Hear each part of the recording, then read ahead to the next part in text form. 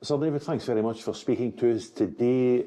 Your new autobiography, Metal, is in the shops from the 3rd of July. It's a very honest book about your work, about your life, about your family, your career, of course, Rangers. I was going to ask you, you've been out in the public eye for many years. You don't strike me as a man who, even at 73, is content with daytime TV and a hot chocolate. You're still very active with the business, and the business is a huge success again. Yes, you know, my son David is a managing director. So many family businesses, they wait too long to pass the business to the son, and they're in their 60s. But David's done his apprenticeship, travelled, university, worked in the bank, worked in Thailand, worked in America, and he comes with a very educated mind, very strong in financial management. So I passed the business to the boys 5 years ago. I'm the chairman, and I'm still involved in the metal business and advice as if required. The metal business, I mean, I go back to remembering Murray International Metals many, many years ago. Yeah. But the steel business has been a success in recent years again, hasn't it? It's been a strength for your portfolio. Not the last few years, unfortunately. The prices have dropped.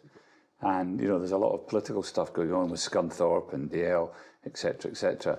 What I find amazing, I've been heavily involved trying to save the DL plate mill in Motherwell. As I was, at the time, I was one of their biggest customers. We buy plate off them regularly. 10 years ago, I met the Scottish Government, the First Minister, and put a proposal to them. And I was told they couldn't do it because they couldn't give state aid. And then they lent somebody £7 million who hasn't paid it back today. And they also threw in the Le Cabre mill, aluminium smelter. So we're in it still to this day. And just to put it in perspective, I think I mentioned in the book, in our peak, we'd be selling 550,000 tonnes of steel a year, which is 5 4th rail bridges in weight. Yeah. Today, it's just over 1. It's because the offshore business, the fabrication business has diminished. Everything's going different, and that's it. You used the phrase state aid there. It's not just about, you know, state aid to an industry. It's about saving Scottish jobs. Should the Scottish Government now, not 10 years ago, now, should John Swinney and Holyrood be doing more to preserve Scottish jobs in the industry? Well, they think they have, but since last July, the workforce is staying at home getting 80% of their wages. And I think now with so much money going to be spent in military, it's ridiculous that Britain does not have the capacity to roll a steel plate for any machinery plant that's required. There is one mill in the northeast of England, Ukrainian owned. Yeah. So I think there's an opportunity. I've again spoken to the British government in the last weeks. There's a meeting in a few weeks' time. But I sort of lose faith at times that positive decisions could be made. They can still save it though, and they still can make those positive decisions. Would you urge them to, both at Holyrood and at Westminster, to do more to save the industry? It could be sorted in a week. I mean, the people that are involved in the management would work with me. I'd be the chairman. I would help in the management. I'd help in the business. We'd become a big customer. The most important thing is the wind turbines, which are getting made for the North Sea, are much bigger now. Yeah. And it's heavier plate, and that's ideal for DL. And that is work. 50,000 tonnes of steel are coming to Teesside this week from Korea to be made into wind turbines. And to finish off, the Scottish Government, going on a bit green, they don't own one wind turbine. So the cost of energy, we're buying the power from other people who've put in these wind turbines.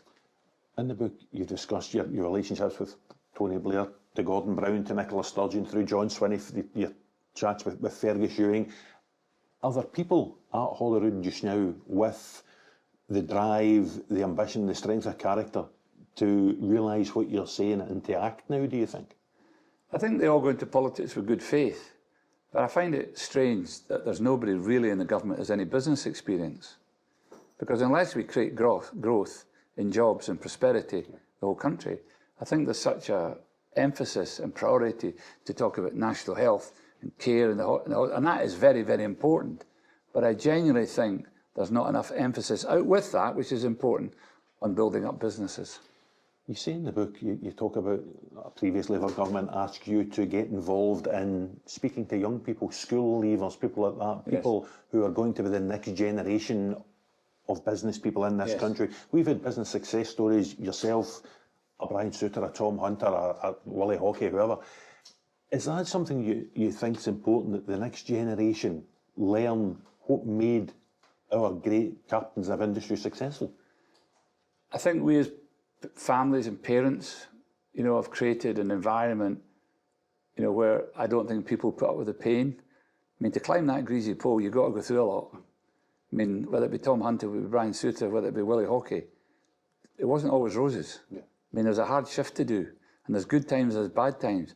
But I'd say of all of those people I know reasonably well, they didn't give up. They kept going.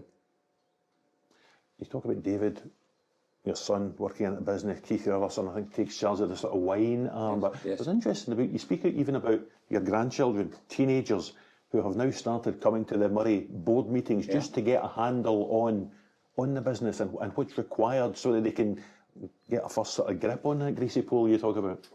Yeah, always saying there is an opportunity, but you better come to the table with a skill. Mm-hmm. You're not coming, as my great friend Sean said, because you're a member of the Lucky Sperm Club.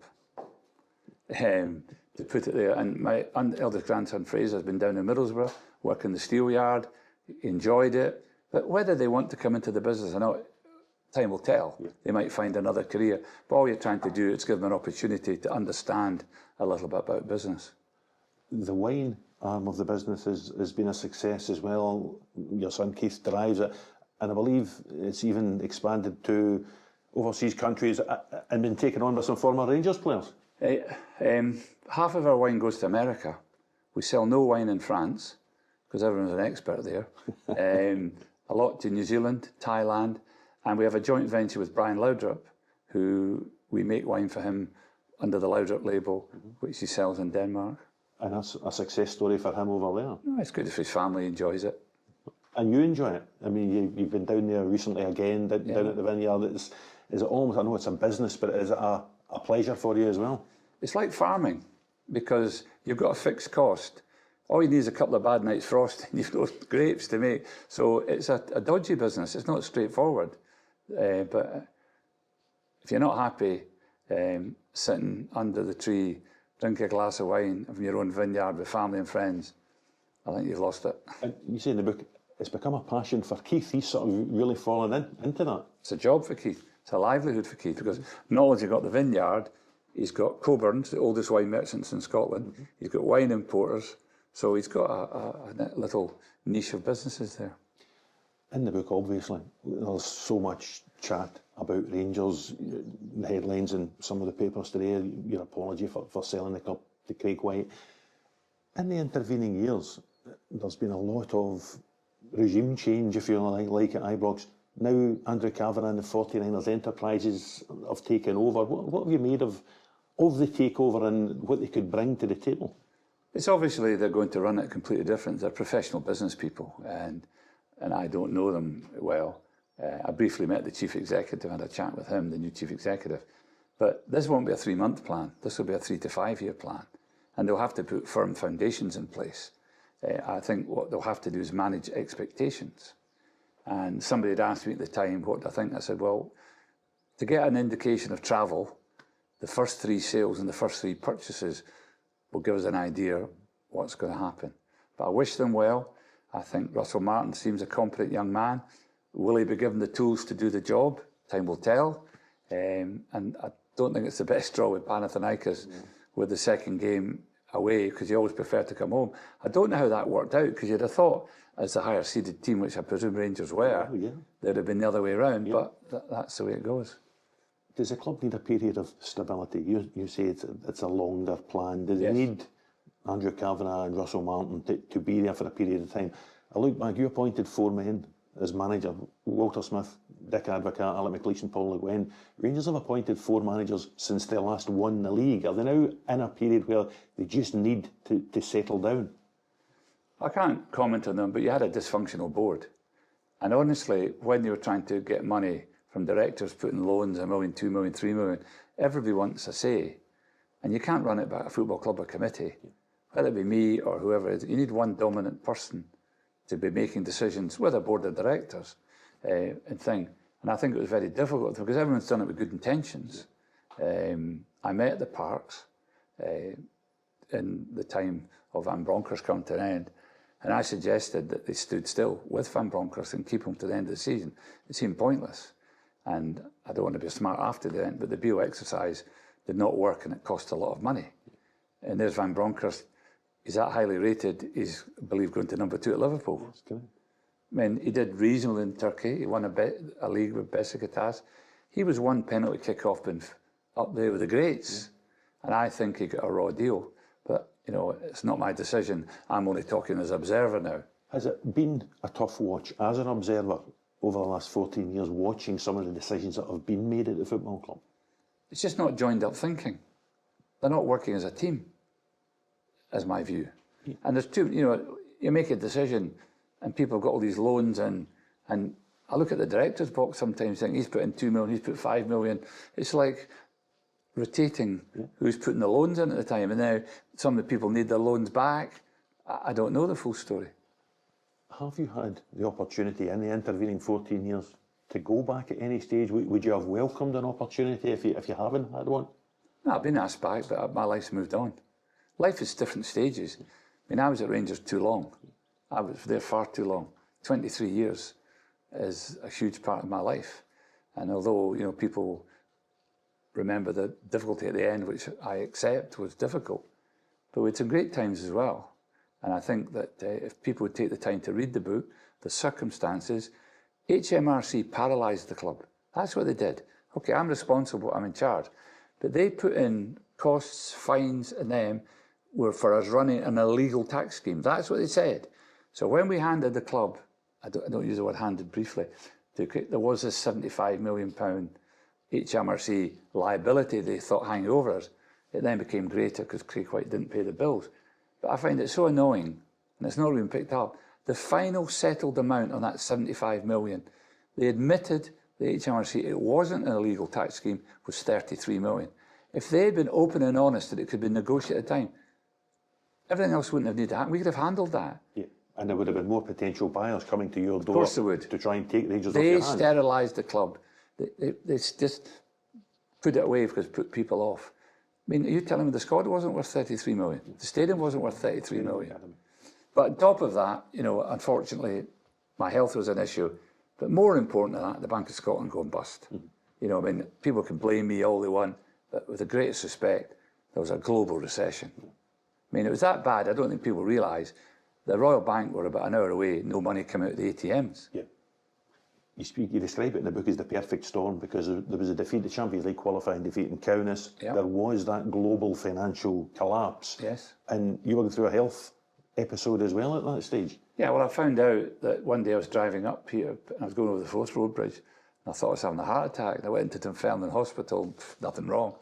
So I went for a scan the next day, just a normal scan, and the boy says, "You've got an aortic aneurysm." I said, "Oh, that's good.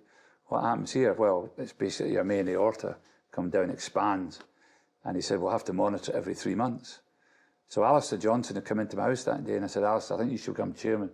Because soon you get news like that, you're thinking it could happen any time." And in fact, I shared that information with Craig Brown a few years ago before he passed away. He had the identical thing. If an aneurysm bursts, you've got about half an hour. And Craig managed to get into everything. So I got that and I decided to step back.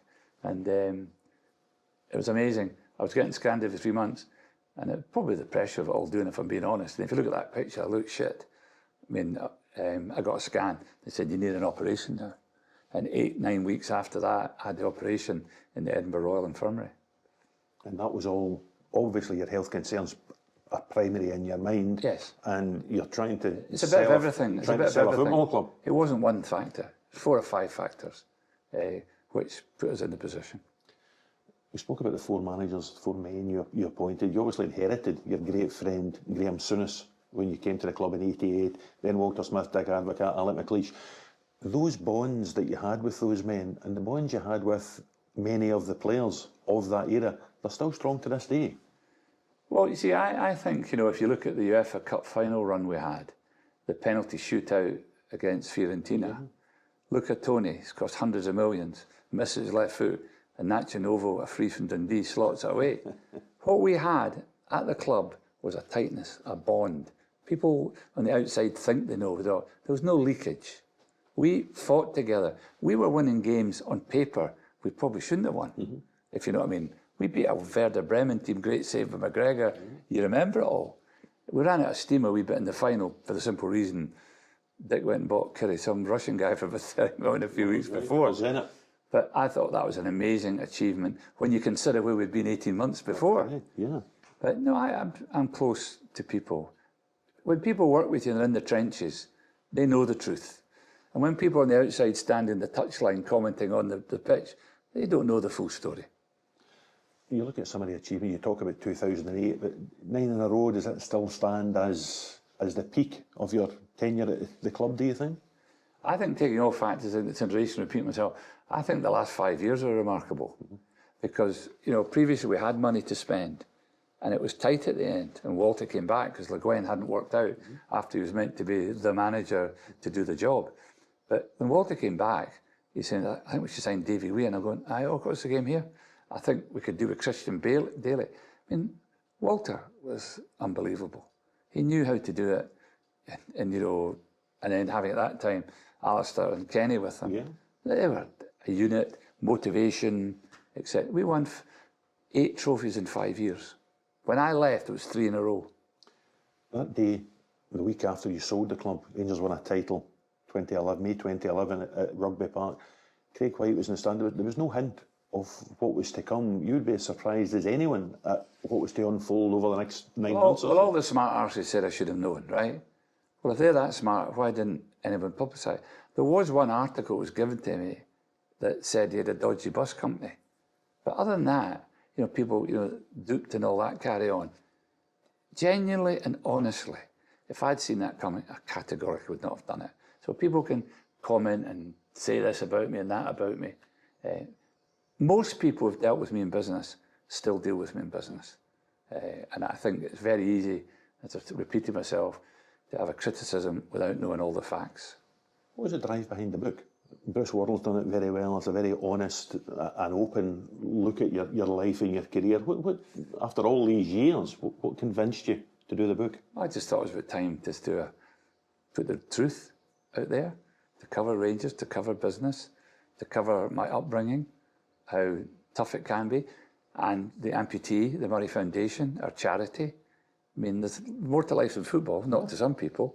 And I think, you know, watching the business grow, having been through a difficult period, and I think it was important to put it in print. And the royalties go to Erskine Hospital as well. We've been long supporters of Erskine Hospital. So it's not done just for this. We've done it for years and years through our foundation, and I think it's a most worthwhile cause. Have you been back as a fan? Have you gone back to Ibrox at all to watch games in the last years? No. Would you go back? I would go back, but you know, it's not. There's nothing worse than the old guy coming back to where he ran before. I don't think many businesses. Well, football's not a business, but I don't think many businesses. It's time to move on. I've got a different life. The important thing we had to do, and David did well, we had to turn the business around. We'd been through a difficult time, but you know, it wasn't just Murray Group or Rangers. A guy might have had a haulage contract to business in the Borders or Timberman. It was a tough time. Yeah. There was a global recession. But you better blame that on me. You better blame me and the Bank of Scotland. You better me, you know, blah, blah, blah. And as I said, I've not passed the buck. There were other people around at the same time, but the past is the past. And for me, it's time to move on. So, David, thank you very much indeed. You're welcome.